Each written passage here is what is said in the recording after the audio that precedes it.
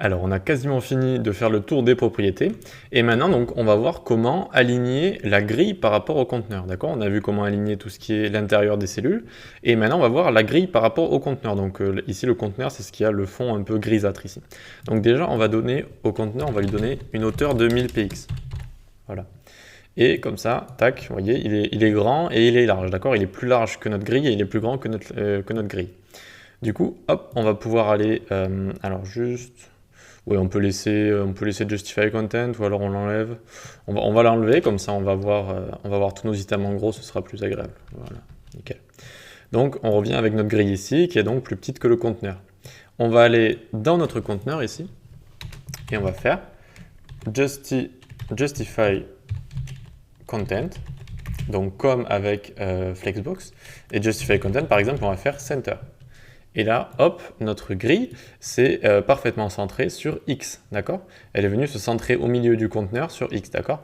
Donc normalement, si on enlève ça, vous voyez, donc si on enlève ici, ma souris elle est ici à droite, si on enlève la vue de Mozilla avec CSS Grid, du coup, on voit bien que notre grille est parfaitement au milieu, d'accord? On va quand même laisser la grille ici. Hop, et ensuite donc avec Justify Content, ben, c'est comme avec Flexbox, c'est-à-dire il y a pas mal de propriétés, donc on peut faire par exemple Space Between pour faire un espace entre. Alors, comme ça, c'est mieux. Space Between. Hop, ça va faire voilà, de l'espace entre. Il y a aussi Space Around. Hop, voilà.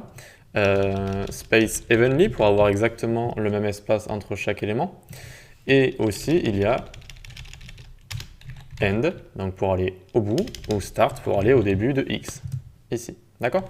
On va le laisser sur Center ici. Tac. Et donc, vous l'aurez deviné, il y a aussi, par rapport à l'axe des Y, Align Items. Et donc, on peut faire Center. Alors, non, pas Align Items, du coup, je me suis trompé, j'ai confondu. Align Content, vu que c'est le contenu qu'on a envie de bouger.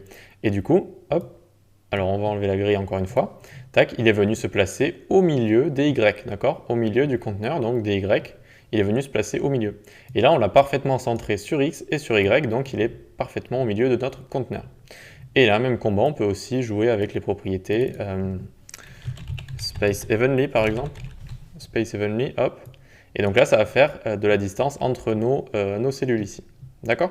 Et voilà, donc on peut aussi s'amuser avec Space Between, hop. Space Between, donc qui les colle au bord, en haut et en bas, et qui va laisser de l'espace au milieu. Voilà, donc on a vu comment s'occuper de tous les espaces, donc du contenu et aussi des items et des cellules. Et on a quasiment fini de faire le tour des propriétés. On se donne rendez-vous pour finir tout ça à la prochaine session.